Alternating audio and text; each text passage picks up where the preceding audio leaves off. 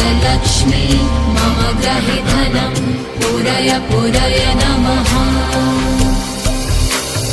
ॐ ह्रीं श्रीं क्लीं श्रीं कुबेराय अष्टलक्ष्मी मम ग्रहे धनं पूरय पूरय नमः। ॐ ह्रीं श्रीं क्लीं श्रीं कुबेराय अष्टलक्ष्मी मम ग्रहे धनं पूरय पूरय नमः।